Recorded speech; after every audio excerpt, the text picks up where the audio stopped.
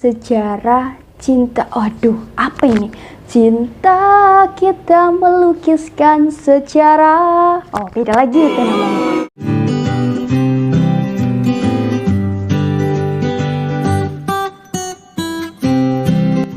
Assalamualaikum warahmatullahi wabarakatuh. Pak Camat jualan tomat, Bu Siti harus hormat. Apabila kita umat Nabi Muhammad, jawablah salam dengan semangat. Coba sekali lagi. Assalamualaikum warahmatullahi wabarakatuh. Mantap, luar biasa. Selamat pagi, selamat siang, selamat sore, dan selamat malam untuk kawan-kawanku yang sedang berada di rumah. Bagaimana kabar kalian? Sehat? Sehat? Alhamdulillah, luar biasa. Kali ini kita akan belajar mengenai teks sejarah. Ini dia KD-nya. Bagaimana? Apakah sudah siap? Nah, kalau sudah siap, mari kita baca basmalah terlebih dahulu. Bismillahirrahmanirrahim. Nah, sebelum melangkah lebih jauh, bolehlah saya bernyanyi untuk kalian. Siapa sih yang tak kenal dengan lagu ini? Tiap hari kita chatting, malamnya kita calling, baper sampai salting, tapi napa kamu ghosting? Satu lagi. Kamu ketik pakai jari, aku balas pakai hati, bikin senang hari-hari, tapi napa kamu ghosting? Nyanyi. Welat kang ghosting, kang ghosting, ghosting. Kang ghosting, welat kang ghosting, kang ghosting, ghosting. Kang ghosting, kang ghosting. Nah, ghosting itu apa sih? Ghosting itu merupakan bahasa gaul yang artinya pemutusan komunikasi, kemudian menghilang begitu saja tanpa ada kabar. Nah, itu yang disebut ghosting.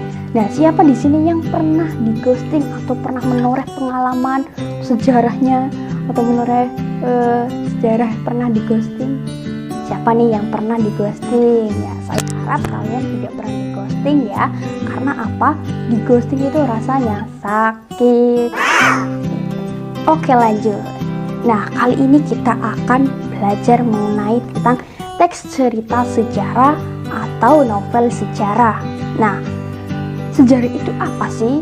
Menurut KBBI, sejarah adalah kejadian atau peristiwa yang benar-benar terjadi pada masa lampau. Nah, contohnya nih, sejarah berdirinya Kerajaan Mataram, kemudian sejarah kemerdekaan Indonesia, kemudian sejarah cinta. Aduh, apa ini? Cinta kita melukiskan sejarah. Oh, beda lagi itu namanya. Nah, setelah kita tahu sejarah menurut KBBI, selanjutnya kita akan beralih ke pengertian teks cerita sejarah. Nah, teks cerita sejarah itu apa sih? Teks cerita sejarah adalah teks yang di dalamnya menjelaskan atau menceritakan tentang fakta atau kejadian pada masa lalu yang menjadi asal muasal sesuatu yang memiliki nilai sejarah. Nah, teks sejarah bisa dijadikan dasar untuk membuat novel sejarah. Tentunya novel sejarah dengan teks cerita sejarah itu berbeda. Nah, perbedaannya itu apa saja? Mari kita simak perbedaannya berikut ini. Nah, kawan-kawanku di rumah apakah pernah membaca novel sejarah? Seperti novelnya Pramudia Anantatur, Catalogi Buru, kemudian novelnya Tenggelamnya Kapal Van der Wijk, kemudian novelnya Ronggeng Dukuh Paru, ya. Itu merupakan novel-novel sejarah. Nah, apakah teman-teman yang di rumah pernah membaca novel tersebut? Nah, kalau pernah membaca, saya apresiasi luar biasa karena teman-teman di rumah belajar sejarah. Nah, tidak selalu kok yang namanya sejarah itu harus dilupakan. Kadang sejarah itu bisa menjadi pembelajaran di masa yang akan datang atau di masa kini. Nah, lalu perbedaan antara teks sejarah dengan novel sejarah. Yang pertama, kalau teks sejarah itu memang pernah ada atau memang pernah terjadi. Nah, yang kedua, tidak ditambahi atau direka. Yang ketiga, perlu bukti atau saksi. Nah, dalam bukti ini bisa berupa foto, kemudian video, rekaman, dan bukti-bukti yang lainnya. Kemudian teks sejarah juga terikat oleh fakta. Yang pertama, terikat oleh 5W plus 1H. Who, when, why, where, what, dan who. Kapan peristiwa itu terjadi, di mana peristiwa itu terjadi, kapan peristiwa itu terjadi, apa peristiwa itu terjadi, mengapa peristiwa itu terjadi, dan bagaimana peristiwa itu terjadi. Nah, yang kelima, pelaku atau tokoh harus sesuai. Misalnya sejarah kemerdekaan Indonesia nih, siapa tokoh proklamasi, siapa yang memproklamasikan kemerdekaan Indonesia, berarti tokohnya harus sesuai, yakni Insinyur Soekarno, seperti itu. Nah, selanjutnya novel sejarah. Novel sejarah itu tidak pernah ada atau terjadi. Yang kedua, boleh ditambahi atau direka. Dan yang ketiga, tidak perlu bukti atau saksi. Dan yang keempat, tidak terikat oleh fakta. Jadi di dalam novel sejarah itu penulis bisa lebih bebas dalam berimajinasi, karena novel sejarah itu merupakan rekaan atau hasil imajinasi buah pikiran dari penulisnya. Contohnya nih, di dalam novel Bumi Manusia itu kan merupakan novel sejarah. Memang latar belakangnya pada masa kolonial, tetapi seperti tokoh Minke, kemudian Amelis, itu merupakan tokoh-tokoh rekaan yang dibuat oleh pengarangnya di dalam teks cerita sejarah dan novel sejarah. Jika teks cerita sejarah itu lebih terikat oleh nama tokoh, kemudian bukti fakta, kemudian 5W plus 1H. Jika di novel sejarah itu tidak terikat oleh itu semua, karena dalam novel sejarah itu lebih bebas ketimbang teks sejarah. Jadi teks sejarah itu lebih terikat, sedangkan novel sejarah lebih bebas dalam memaknai atau mengimajinasikan kejadian di masa lampau.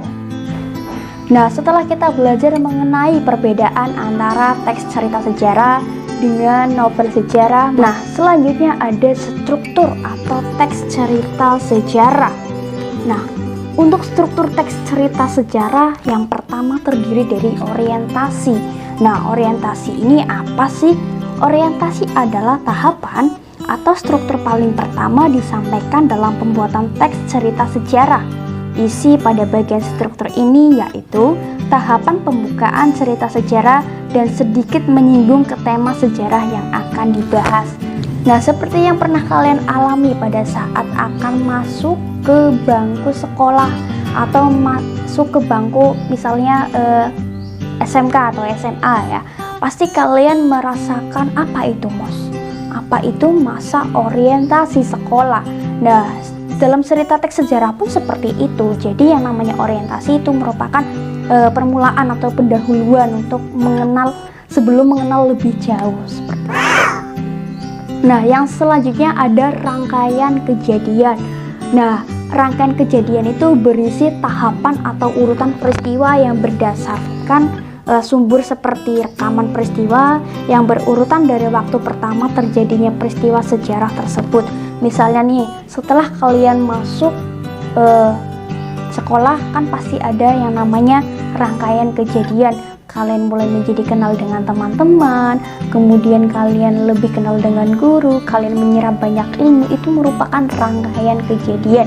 Mana mungkin yang namanya rangkaian kejadian itu tidak berdasarkan dengan waktu. Misalnya nih, kalian kenal dengan guru dulu, atau kalian lebih paham materinya dulu ketimbang melakukan MOS terlebih dahulu, itu kan sepertinya tidak mungkin, karena yang namanya rangkaian kejadian itu susunannya itu urut, kayak misalnya pertama MOS, kemudian kenal dengan teman-teman, kemudian kenal dengan guru, kemudian menyerap ilmu, dan lain sebagainya. Nah, yang selanjutnya komplikasi. Nah, komplikasi ini apa? Komplikasi merupakan struktur cerita sejarah yang memunculkan suatu konflik lalu diarahkan menuju klimaks cerita. Setelah konflik timbul dan mencapai klimaks, secara berangsur-angsur cerita akan mereda. Nah, komplikasi ini merupakan memunculkan suatu konflik. Misalnya nih, di dalam suatu cerita ketika ada seseorang misalnya bermasalah dengan sosialnya, kemudian bermasalah dengan mentalnya, kemudian bermasalah dengan teman-temannya, itu merupakan awal sebuah konflik. Jadi di dalam konflik itu si tokoh mengalami konflik, bisa berupa konflik batin, konflik sosial, kemudian konflik dengan teman-temannya atau lingkungannya. Nah, yang selanjutnya itu ada resolusi. Nah, resolusi itu apa? Resolusi merupakan bagian akhir dari cerita sejarah. Pada bagian ini berisi tentang pemecahan masalah pada bagian komplikasi. Nah, resolusi ini merupakan pemecahan masalah yang mana dalam komplikasi itu kan memunculkan masalah. Ketika si tokoh mengalami masalah dengan lingkungannya, maka resolusi ini penanganannya atau pemecahan masalahnya, seperti itu. Nah, setelah kita belajar mengenai isi struktur dari teks cerita sejarah, yang selanjutnya kita akan belajar mengenai mengkonstruksi nilai-nilai novel sejarah. Nah, nilai-nilai dalam novel sejarah yang pertama ada nilai moral. Nah, nilai moral ini apa? Nilai moral adalah nilai dalam cerita yang berkaitan dengan akhlak atau perangai dan etika. Nah, contohnya ketika kalian mendengar cerita kisahnya Rahwana. Nah, Rahwana itu secara sosial, secara moral itu tidak baik. Karena apa? Karena merebut kekasihnya orang lain, merebut istri orang lain. Itu secara moral memang tidak baik karena merebut hak orang lain, seperti itu. Nah, yang kedua itu ada nilai budaya. Nilai budaya ini apa? Nilai budaya adalah nilai yang berkenaan dengan kebiasaan atau tradisi adat istiadat yang berlaku di sebuah daerah. Contoh dari nilai budaya ini bisa kalian lihat di novelnya Marah Rusli yang berjudul Siti Nurbaya. Nah, dari novel tersebut itu mengandung banyak nilai-nilai budaya yang mana kebiasaan atau tradisi dalam masyarakat yang terdapat dalam novel tersebut itu ketika akan menikah itu benar-benar mempertimbangkan antara bibit, bobot, dan bebet. Itulah merupakan nilai-nilai budaya. Nah, yang selanjutnya itu nilai sosial. Nah, nilai sosial ini adalah nilai yang berkenaan dengan tata pergaulan antara individu dalam masyarakat. Nah, nilai sosial ini sedikit atau tipis perbedaannya dengan nilai moral, karena nilai sosial juga berhubungannya dengan masyarakat, kemudian dengan lingkungan, seperti itu. Nah, yang selanjutnya itu nilai agama. Nilai agama adalah nilai dalam cerita yang berkaitan dengan aturan atau ajaran yang bersumber dari agama tertentu. Nah, tentunya kita lihat dari segi agama. Pada novelnya Habibur Rahman El-Shirazi, itu merupakan novel yang mengandung nilai-nilai agama, terutama agama Islam. Ya. Nah, yang selanjutnya itu nilai estetis. Nilai estetis adalah nilai yang berkaitan dengan keindahan, baik keindahan struktur pembangun cerita, fakta cerita, maupun teknik penyajian cerita. Ketika kamu lihat antara novelnya Terlie dengan novelnya Pramudia Anantatur, itu sangat berbeda karena ada penulis yang menggunakan gaya, atau penulis itu selalu mempunyai ciri khas masing-masing, mempunyai gaya masing-masing dalam menulis.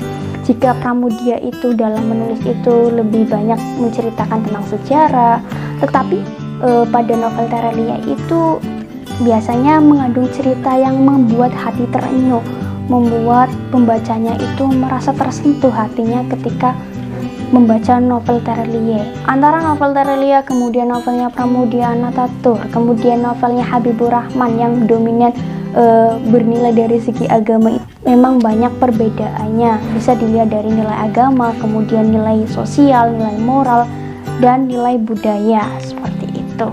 Oke, setelah kita belajar mengenai pengertian teks cerita sejarah, kemudian pengertian novel sejarah, lalu perbedaan antara teks cerita sejarah dengan novel sejarah, lalu struktur teks sejarah, kemudian nilai-nilai yang terkandung dalam novel sejarah. Untuk teman-teman yang berada di rumah, tetap jaga kesehatan, tetap patuhi protokol kesehatan, Dan yang namanya masa lalu itu tidak perlu dilupakan, karena masa lalu itu bisa menjadi pembelajaran di masa kini dan masa yang akan datang. Hari ini merupakan anugerah, besok adalah misteri, masa lalu adalah pembelajaran. Oke? Kalau ada sumur di ladang, boleh kita menumpang mandi. Kalau ada umur panjang, boleh kita bertemu lagi. Rasa sayangi, rasa sayang-sayangi. Saya Isra Melidia undur diri. Cukup sekian. Terima kasih. Wassalamualaikum warahmatullahi wabarakatuh.